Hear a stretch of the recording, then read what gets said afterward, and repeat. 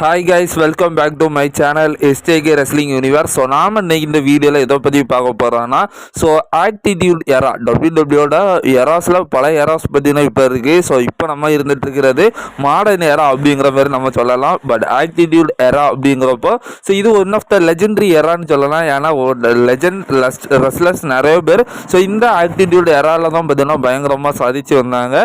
So அப்படிப்பட்ட attitude எராலேயே போடப்பட்ட ஒரு பல லெஜெண்டரி ஃபினிஷர்ஸ் பார்த்தீங்கன்னா இருக்குது. ஸோ குறிப்பாக லெஜெண்ட் ரெஸ்லர்ஸ் போடக்கூடிய நிறைய லெஜெண்டரி ஃபினிஷர்ஸ் இப்போ இருக்கிற ஃபேன்ஸ் டபிள்யூ பார்க்குற ஃபேன்ஸ் கூட ஸோ இந்த ஃபினிஷர் பார்த்தீங்கன்னா மறந்துருக்க வாய்ப்பு கிடையாது.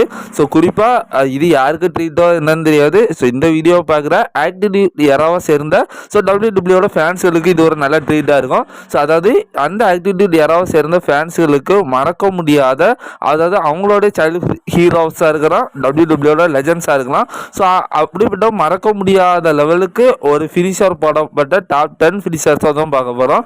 ஸோ உங்களுக்கு புரியாத மாதிரி சொல்லலாம். ஸோ அந்த ஆட்டிடியூட் எராலே ஸோ ஒரு மறைக்கவும் முடியாத ஒரு டாப் 10 டபிள்யூட ஃபினிஷர்ஸாக ஸோ நாம் இந்த வீடியோவில் பார்க்க போகிறோம். ஸோ அதெல்லாம் பார்க்குறதுக்கு முன்னால் ஸோ ஃபஸ்ட் டைம் நம்ம சேனலுக்கு வந்திருக்கீங்கன்னா சப்ஸ்கிரைப் பண்ணி நோட்டிஃபிகேஷன் பெல் அதில் போடுங்க. ஸோ அப்போ தான் தினம் போடுற ரெஸ்லிங் நியூஸ் அப்டேட்லாம் நம்ம உங்கள் நோட்டிஃபிகேஷனுக்கு வந்து சேரும். ஸோ வாங்க வீடியோக்குள்ளே போகலாம்.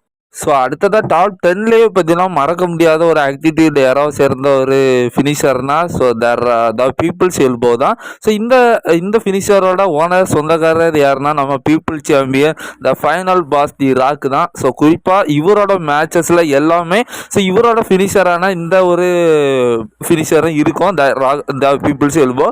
ஸோ குறிப்பாக இது எப்படி இருக்கும்னா ஸோ அவரோட கையில் இருக்க எல்லா க்ளவுஸையும் கிடையாது. ஸோ சக ரெஸ்லர்ஸோட மேலே பார்த்தீங்கன்னா அப்படி மூஞ்சில் தாக்குவார். ஸோ அது டேரெக்டாக அவங்களோட மூஞ்சில படாது, இருந்தாலும் இது ஒரு ஃபினிஷர் அப்படிங்கிறத நீங்கள் தெரிஞ்சுக்கோங்க.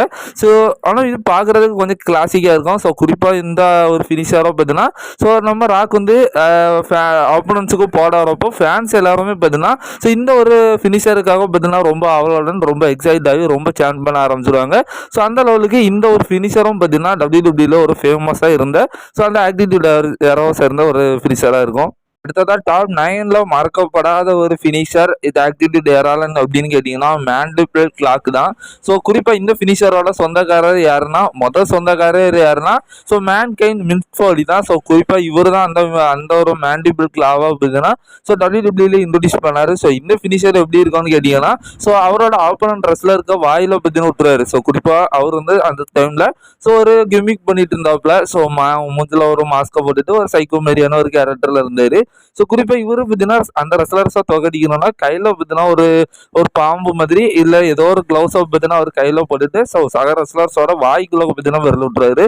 ஸோ விரல் விட்டு அப்படியே பிதுக்குறது மாதிரி தான் ஸோ அந்த ஃபினிஷர் இருக்கும். ஸோ அப்படியே பிதுக்கி ஸோ அந்த சக ரெஸ்லர்ஸை பார்த்தீங்கன்னா அன்கான்சியஸ் பண்ணுவார். ஸோ இதன் மூலயமா அவர் வந்து ஸோ வின் பண்ணுறது மாரி பார்த்தீங்கன்னா மேட்ச் அமையும். ஸோ பட் இந்த ஃபினிஷர் பார்த்தீங்கன்னா ஸோ இவர்களோட ரிட்டைர்மெண்ட்டுக்கு அப்புறமா பார்த்தீங்கன்னா யார் யூஸ் பண்ணியிருக்கா அப்படின்னு கேட்டிங்கன்னா நம்மளோட பிரைவேட் தான். ஸோ குறிப்பாக இந்த இது எப்படி வந்துச்சுன்னு கேட்டிங்கன்னா ஸோ அந்த டைமில் பார்த்தீங்கன்னா மிக்ஃபோலி கொஞ்சம் பேக் ஸ்டேஜில் ஒரு சில ஒர்க்காக பார்த்தீங்கன்னா டபிள்யூடபிள்யூல பண்ணிட்டு இருக்கப்போ ஸோ நம்மளோட பிரைவேட் ஃபீன் கேரக்டர் பண்ணிட்டு இருந்தார். ஸோ அப்போ டபிள்யூடபிள்யூ என்ன நினச்சிட்டாங்கன்னா ஸோ இந்த ஒரு ஃபீண்டுக்கு பார்த்தீங்கன்னா இந்த ஒரு ஃபினிஷர் இருந்தால் நல்லாயிருக்கும் அப்படின்னு நினச்சி ஸோ மேன்கைனோட ஃபினிஷரை இவருக்கு கொடுக்கணும்னு சொல்லி அதுக்குன்னு ஒரு செக்மெண்ட்டே பண்ணாங்க.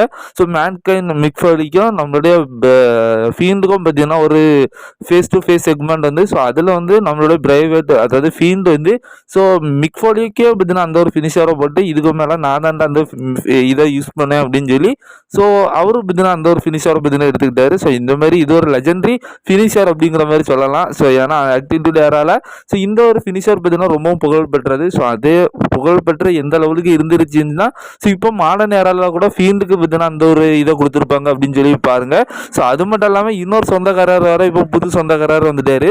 ஸோ அதுதான் நம்மளோட அன்கிள் ஹாடி. ஏன்னா இப்போ அவரோட அண்ணன் பிரைவேட் இறந்த உடனே ஸோ இப்போ இவர் அன்கிள் ஹாடி அப்படிங்கிற ஒரு கேரக்டரில் பார்த்தீங்கன்னா போர்டர்லாஸ் பண்ணிட்டு இருக்காரு. ஸோ போர்டர்லாஸ் வேற யாரும் இல்லை, நம்ம பிரைவேட்டோட தம்பி தான். ஸோ இவரும் இப்போ டபிள்யூடபிள்யூல இந்த ஒரு விஷய ஃபினிஷரை பார்த்தீங்கன்னா இப்போ அவர் மீண்டும் எடுத்துகிட்டு வந்திருக்காரு. அடுத்ததாக டாப் 8th பிளேஸில் பார்த்தீங்கன்னா எந்த ஃபினிஷர் இருக்குன்னா ஸோ டட்லி பாய்ஸோட 3D ஃபினிஷர் தான். ஸோ குறிப்பாக இந்த ஃபினிஷர் வந்து அந்த ஆக்டிவிட்டி யாராலும் பார்த்தீங்கன்னா ரொம்பவும் புகழ்பெற்ற ஒரு ஃபினிஷர்னு சொல்லலாம். ஸோ ஃபேன்ஸ் எல்லாத்துக்குமே இந்த ஒரு ஃபினிஷர் ரொம்ப பிடிக்கும். ஸோ குறிப்பாக டட்லி பாய்ஸை சேர்ந்தவங்க மோஸ்ட் ஆஃப்லி பார்த்தீங்கன்னா இவங்க வந்து ஒரு டேக் டீம். ஸோ அதனால் டேக் டீமில் தான் பார்த்தீங்கன்னா ஃபைட் பண்ணுவாங்க. ஸோ அப்படிங்கப்போ நடுவில் வந்து ஒரு டேபிள் எடுத்து போட்டுட்டு ஸோ அதுக்கு மேலே பார்த்தீங்கன்னா ஒருத்தர் அந்த காலை பிடிச்சி தூக்கி பார்த்தீங்கன்னா கொடுப்பாரு. ஸோ இன்னொரு ரெஸ்லர் ஆர்கே மாதிரியான ஒரு சிம்பாலிக்கான ஒரு மூவ் யூஸ் பண்ணாங்க. ஸோ இதுக்கு பேர் தான் WWE 3D அப்படிங்கிற மாதிரி ஃபினிஷர் பார்த்தீங்கன்னா போட்டாங்க.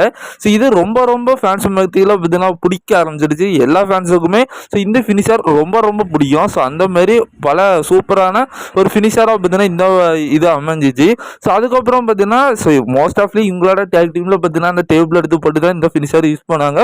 பட் இது பார்த்தீங்கன்னா இப்போ மாடர்ன் ஏரால பார்த்தீங்கன்னா இவங்க ரிட்டர்ன் வந்து ஒரு சின்ன செக்மெண்ட் கொடுக்கப்போ இவங்க வெறும் ரிங்கில் கூட இந்த ஃபினிஷர் போட்டிருக்காங்க.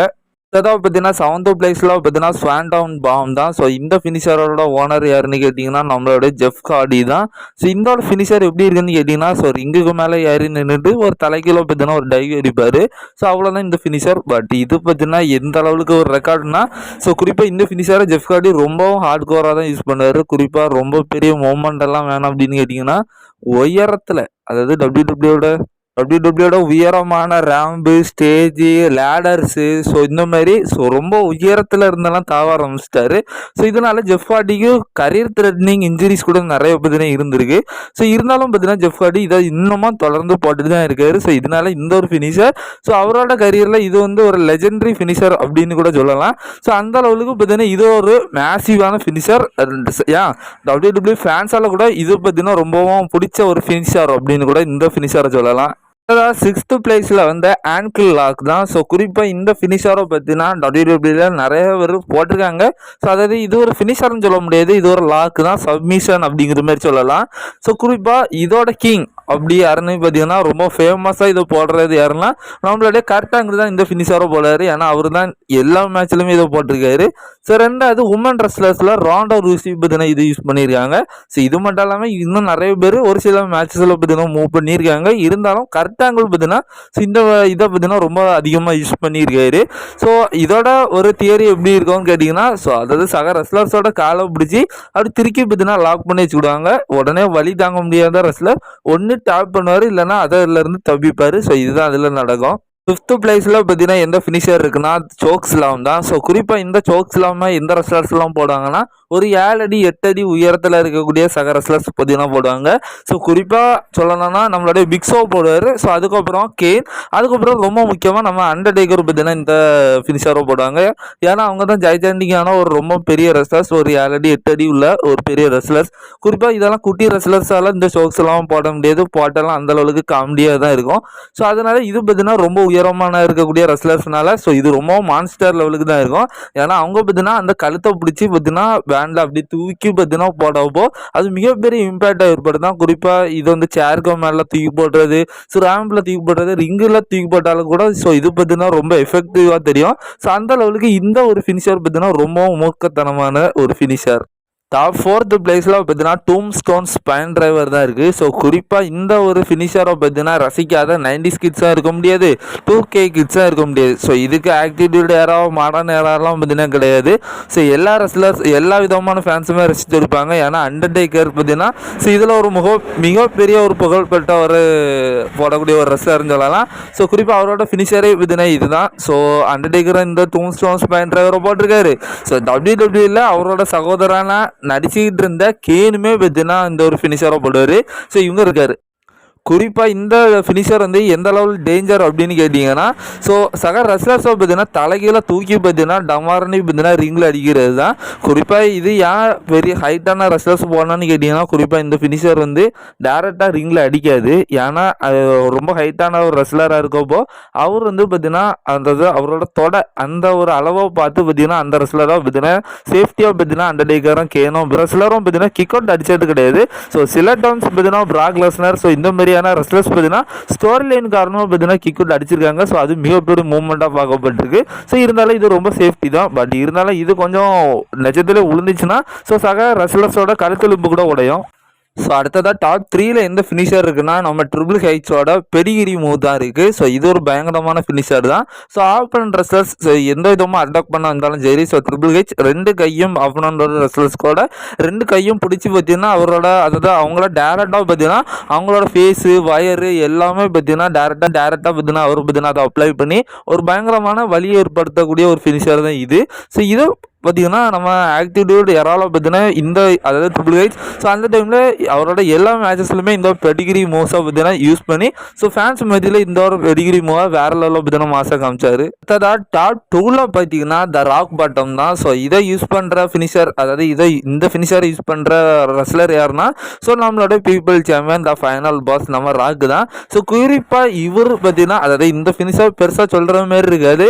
ஸோ ஆப்பனண்ட் அப்படியே அந்த கழுத்து எதை கையை அவர் மேலே தூக்கி போட்டு அந்த களத்தை பிடிச்சி அப்படி தூக்கி ரிங்கில் போடுற மாதிரி தான் அந்த ஃபினிஷாக இருக்கும். ஸோ இது ரொம்ப நார்மலாக இருக்கும். பட் இது ராக் ரொம்ப கிளாசிக்காக போடுவார். ஸோ பார்க்குறதுக்கு அமேசிங்காக இருக்கும். பார்க்குற ஃபேன்ஸ்களுக்கும் இது ரொம்ப எக்ஸைட்மெண்ட்டாக கொடுக்கும் அப்படிங்கிறதுல எந்த ஒரு மாற்று கருத்தும் கிடையாது. ஸோ இதனாலே இந்த ஃபினிஷர் பார்த்தீங்கன்னா ரொம்பவும் புகழ் பெற்றுடுச்சு. ஸோ ரொம்ப ஃபேமஸாக இருந்துச்சு. ஸோ ஃபேன்ஸ்களுக்கும் இது ரொம்ப ஏற்றுக்கிட்டாங்க அப்படிங்கிறது குறிப்பிட தகுந்த விஷயம். பட் இருந்தாலும் இந்த ஃபினிஷர் ரொம்ப ஒன்றும் மோசம் கிடையாது. பார்க்குறதுக்கு கொஞ்சம் நல்லாவே இருக்கும். ஸோ இதை சேரில் தூக்கி போடப்போ ஸோ ஏதாவது கொஞ்சம் எக்ஸைட்மெண்ட்டாக போடுறப்போ கொஞ்சம் நல்லா தான் இருக்குது. ஸோ அடுத்ததாக நம்பர் 1ல் பார்த்தீங்கன்னா ஸ்டோன் கோல்டோட ஸ்டன்னர் தான். ஸோ குறிப்பாக இந்த ஸ்டன்னரை பொறுத்த வரைக்கும் எப்படி இருக்கும் அப்படின்னு கேட்டிங்கன்னா ஆப்பனன்ட் ரெஸ்லர்ஸோட பேக் மண்டாய் பிடிச்சி பார்த்தீங்கன்னா டேரெக்டாக இந்த ரெஸ்லர் பார்த்தீங்கன்னா இருக்கிற மாரி இருக்கும். ஸோ இது பார்க்குறதுக்கு அதாவது அந்த அடிப்பட்ட ரெஸ்லருக்கு அவரோட கழுத்தை டேரெக்டாக பார்த்தீங்கன்னா அடித்த மாரி ஒரு ஃபீலிங் கொடுக்கும். ஸோ இதனால் இது பார்க்குறதுக்கு கொஞ்சம் எஃபெக்டிவாக தான் இருக்கும். ஸோ கொஞ்சம் ஸ்டைலாக இருக்கும். ஸோ அதாவது ஸ்டோன் கோல்டு பார்த்தீங்கன்னா அப்படியே டேரெக்டாக ஒரு சம்படி அப்படியே அந்த ஸ்டன்னரை போடுறப்போ அது பார்க்குறதுக்கு ரொம்ப கிளாசிக்காக மாசாகவே இருக்கும். ஸோ குறிப்பாக இப்போ இவரோட ஸ்டன்னர் தான் பார்த்தீங்கன்னா இப்போ கெவின் ஓவன்ஸ் பார்த்தீங்கன்னா யூஸ் பண்ணிருக்காரு ஸ்டன்னரை. ஸோ உண்மையிலே இது WWE one of the biggest legendary finisher அப்படின்னு கூட சொல்லலாம். ஸோ அந்த அளவுக்கு இதுவும் கிளாசிக்காக இருக்கும். சரி, இப்போ நம்ம சேனலை பற்றின ஒரு அப்டேட்டை பார்த்துடலாம். ஸோ ஏன் இப்போ கொஞ்ச நாளாக ஒரு 10 நாளாக நீ ஒழுங்காக அப்டேட் வீடியோ போட மாட்டேங்கிற அப்படின்னு உங்களுக்கு ஒரு கேள்விக்குறி பார்த்தீங்கன்னா இருக்கலாம், இல்லாமலும் இருக்கலாம். ஸோ நான் உங்களுக்கு ஒரு பதில் சொல்லலாம் அப்படிங்கிறதுக்காக சொல்லிக்கிட்டேன். ஸோ நம்ம இந்த 10 நாளைக்குள்ள முன்னமெல்லாம் நம்ம எல்லாருமே டெய்லியும் ஒவ்வொரு அப்டேட் வீடியோ ஒரு 15 நிமிஷத்துலேருந்து 20 நிமிஷம் வரைக்குமே பார்த்தீங்கன்னா போட்டிருக்கோம். இது வரைக்கும் நம்ம சேனலில் அப்படின்னா போயிட்டு இருந்து.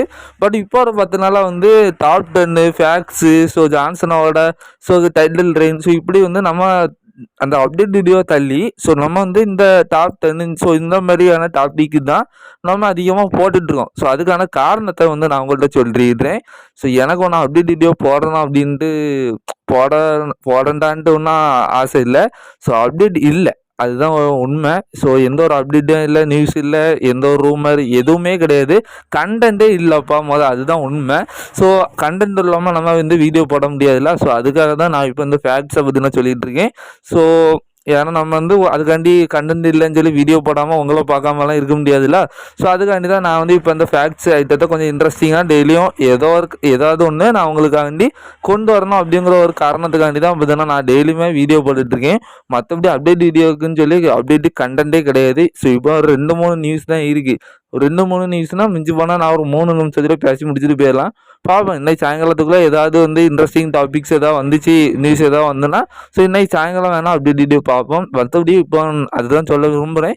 ஸோ இப்போ அப்டேட்டு கண்டென்ட் எதுவுமே இல்லை. ஸோ அதனால் சில நாட்கள் 1 நாள் 2 நாள் வீடியோ இல்லாமல் கூட போவோம். ஸோ அது நீங்கள் கொஞ்சம் அட்ஜஸ்ட் பண்ணிக்கோங்க. ஸோ அப்படி இல்லைனாலும் கண்டென்ட்டே இல்லைனாலும் நான் உங்கள பார்க்காமலாம் இருக்க மாட்டேன். ஸோ இந்த மாதிரியான இன்ட்ரெஸ்டிங் ரெஸ்லிங் ஃபேக்ட்ஸ் டாபிக்ஸை பற்றினா கொண்டு உங்களை நான் எப்போவுமே என்டர்டெயின் பண்ணுவேன். ஸோ அதை பார்க்கணும் அப்படின்னா நீங்கள் எனக்காண்டி சப்ஸ்கிரைப் பட்டனை கிளிக் பண்ணி பக்கத்தில் இருக்க நோட்டிஃபிகேஷன் பெல்லை மட்டும் ஆளில் போட்டு விடுங்க. ஸோ அப்போ தான் நான் போடுற வீடியோஸ் எல்லாம் ஒரு நோட்டிஃபிகேஷனுக்கு வரும். ஸோ அது மட்டும் இல்லாமல் எனக்கு கொஞ்சம் ஹெல்ப் பண்ணணும் அப்படின்னு நினச்சிங்கன்னா லைக் பண்ணி கமெண்ட் பண்ணி ஷேர் பண்ணி விடுங்க. ஸோ அவ்வளோதான். தேங்க்யூ.